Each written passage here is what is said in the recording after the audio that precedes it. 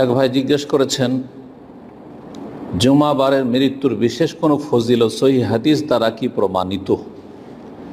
সংক্ষেপে বলতে হলে জুমাবারে মৃত্যুর বিশেষ কোনো ফজিলত সহিহ হাদিস দ্বারা প্রমাণিত নয়। সহিহ হাদিস দ্বারা প্রমাণিত নয়।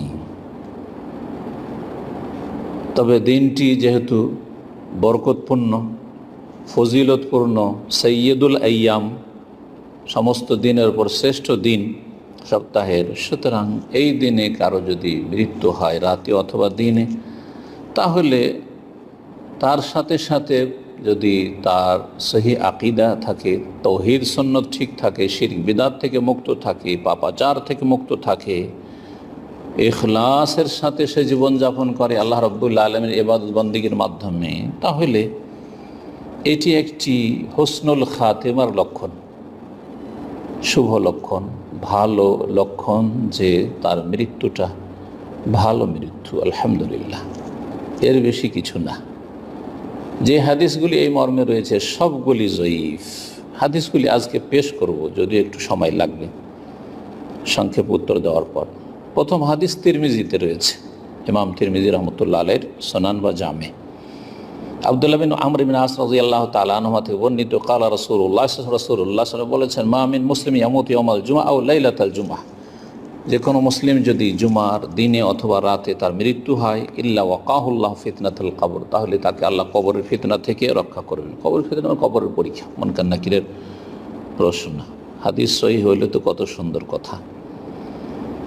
মুসনাদ আহমদের দ্বিতীয় হাদিস, আব্দুল্লাহ বিন আমর বিন আস রাদিয়াল্লাহু তাআলা আনহু থেকে বর্ণিত, বর্ণনাকারী একই সাহাবী, শব্দের পার্থক্য শুধু রয়েছে। রাসূলুল্লাহ সাল্লাল্লাহু আলাইহি বলেন, মান মাতা ইয়াউমাল জুমআহ, সেখানে ছিল মা মিন মুসলিম ইয়ামুতু ইয়াউমাল জুমআ, এখানে মান মাতা ইয়াউমাল জুমআ আও লাইলাতাল জুমআ, কেউ যদি জুমা বারে বা জুমার রাতে মারা যায়, ওকিয়া ফিতনাতাল কবরি, তাহলে কবরের ফিতনা পরীক্ষা থেকে তাকে রক্ষা করা হবে, বাঁচিয়ে দেওয়া হবে।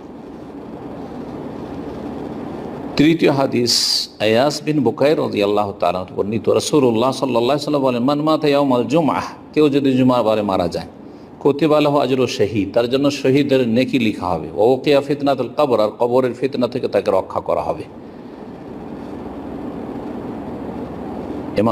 ইমাম হুমায়দ বিন জনজুয়াই তারগীবে বর্ণনা করেছেন, আর হাদিসটি আল মাতালিবুল আলিয়াতেও রয়েছে।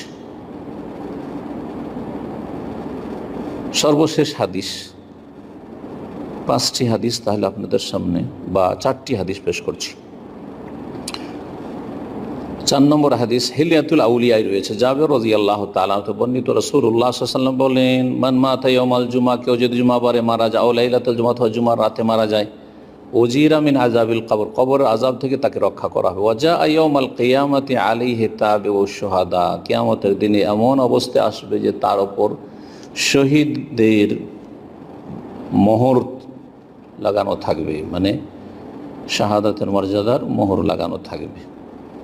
মুহাদ্দিসিন ইকরাম এই হাদিসগুলি সম্পর্কে বলছেন, ওয়াহাদিহি রিওয়ায়াত কুল্লুহা যায়িফ, এই যে রিওয়ায়াতগুলি 4টি হাদিস বললাম সবগুলি যায়িফ। জি, সুতরাং কেউ যদি জুমাবারে মারা যায়, তাহলে তার ফজিলত সম্পর্কে এইরকম কোনো বিশ্বাস রাখা যাবে না। জয়ীফ হাদিস, ভিত্তিহীন হাদিস আমাদের কাছে প্রমাণিত হইল না, সাব্যস্ত হইল না যে রাসূলুল্লাহ সাল্লাল্লাহু আলাইহি ওয়াসাল্লাম এই কথাগুলি বলেছেন। তবে ওলামারা বলেছে, ওয়ালাকিন ইউস্তানাসু বিহা লিমান মাতা মিন আহলি তাকওয়া ওয়াস সালাহ।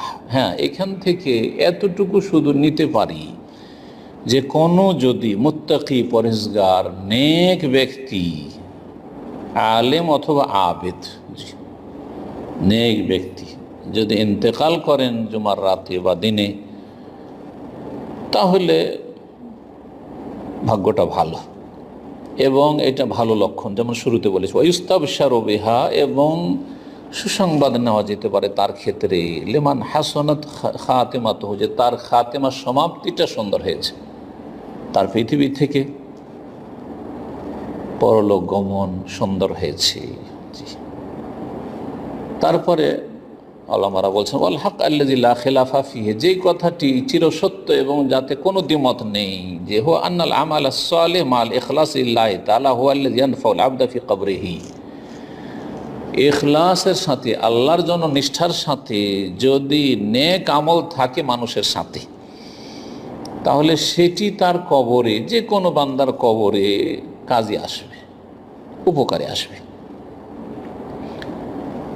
লিআন্না হুনাকা মিনাল কুফার ওয়াল ফুসাক ওয়াল ফুজ্জার, অনেক কাফের, ফাসিক, ফাজের, পাপিষ্ট মাইয়ামুতু ইয়াউমাল জুমআ, জুমার দিনে মৃত্যুবরণ করছে।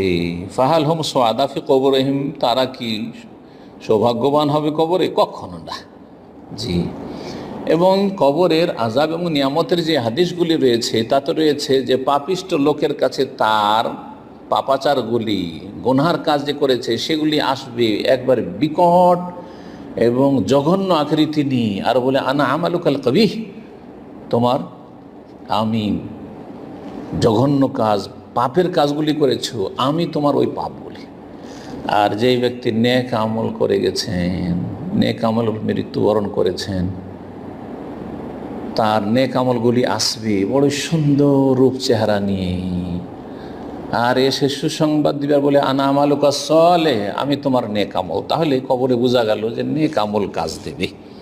আল্লাহ রাব্বুল আলামিন আমাদেরকে নেক জীবন গড়ার তৌফিক দান করেন। এই পথে আল্লাহ রাব্বুল আলামিন আমাদেরকে অবিচল রাখেন এবং আল্লাহ যেন আমাদের খাস মদদ করেন।